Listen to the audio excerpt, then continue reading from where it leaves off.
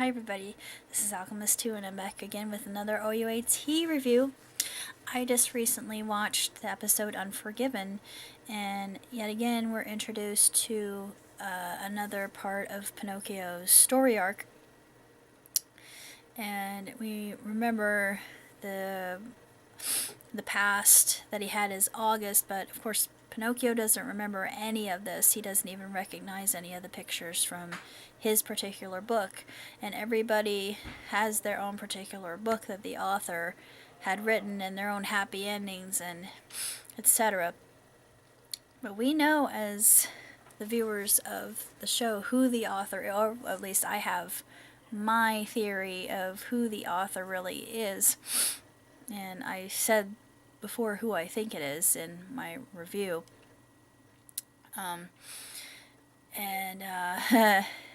It's very intriguing to see that Emma herself is very conflicted, and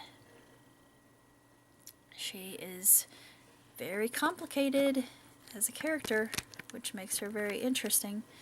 And of course the knave is back, and at first I thought, what part is he going to play in this story? And sad to say, he and Belle get together, and I thought,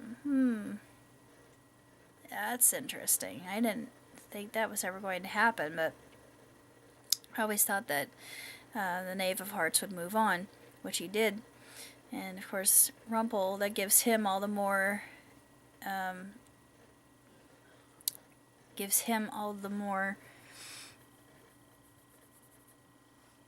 fuel to the fire to do what he's going to do with Maleficent and her remains and everything.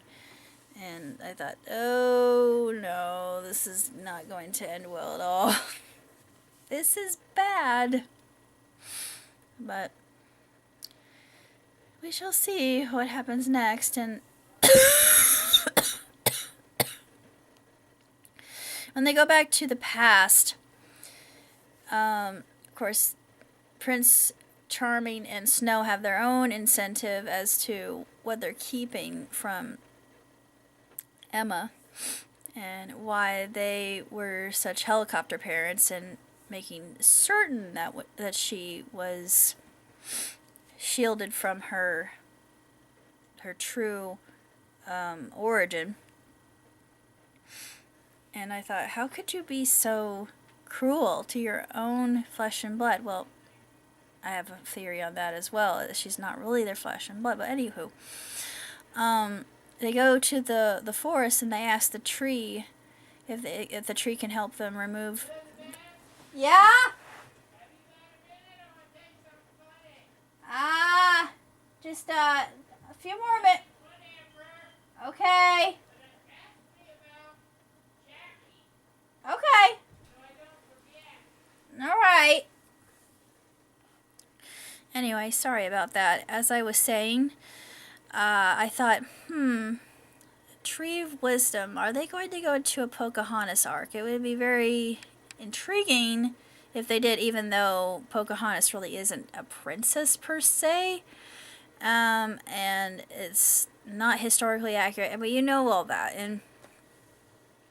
But I know this is my guilty pleasure, but I would really like to see an arc with that, and I'm not sure where they're going. I think maybe they'll bring Zarina back, because in the preview they had a woman who looked like Zarina, but I wasn't really sure. Maybe it was just Regina Undercover trying to curry favor with Maleficent and Ursula and Cruella.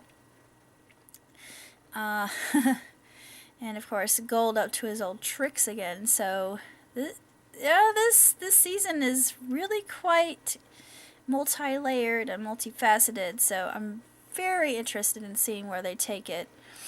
Again, we're introduced to the Pinocchio arc, and the Fantasia arc didn't last so long as I would have liked it to, though actually, yeah, it has been lasting. It's part of it. I guess the Fantasia arc is still going on with the Sorcerer's Hat and all, but they're mixing that in with the Pinocchio arc, which I think is very interesting, and maybe Pinocchio will remember something that will bring it all to light, and will be able to help the rest of the heroes figure out what they should do. But things are about to get even more complicated and complex for the people of Storybrooke, I think, with Regina. I don't know. With the preview, I'm not going to say what we see in the preview. I thought, no, she's come too far. Why would she relapse? No.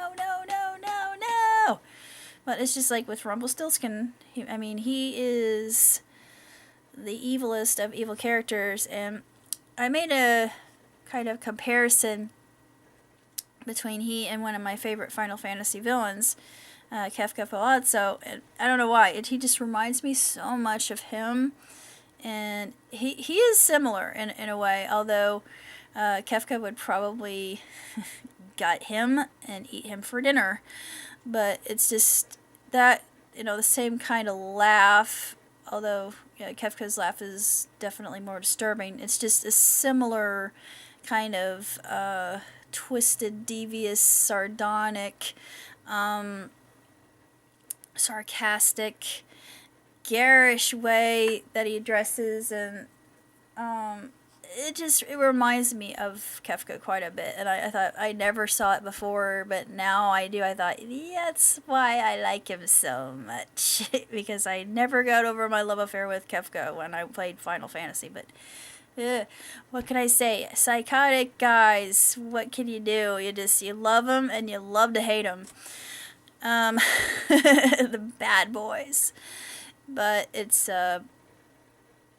interesting to see how far we've come, and just to see how all the characters are developing in of themselves, and how they interact with one another, and just to see how secretive the Charmings really are concerning Emma and her opening of her heart, and the ability of her to trust, and for her to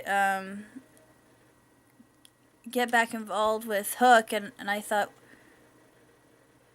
James has a secret concerning Ursula, but he wouldn't divulge it, and I was wondering what exactly happened, if he was the one that was responsible for killing her in the beginning. Well, maybe it will be revealed to that. I don't know, but yeah, there's quite a lot of mystery involved, and I have theories going on this that are probably not correct, because, well, oftentimes when I have a theory about something concerning this show, it turns out to be true, but we'll just have to wait and see, shan't we?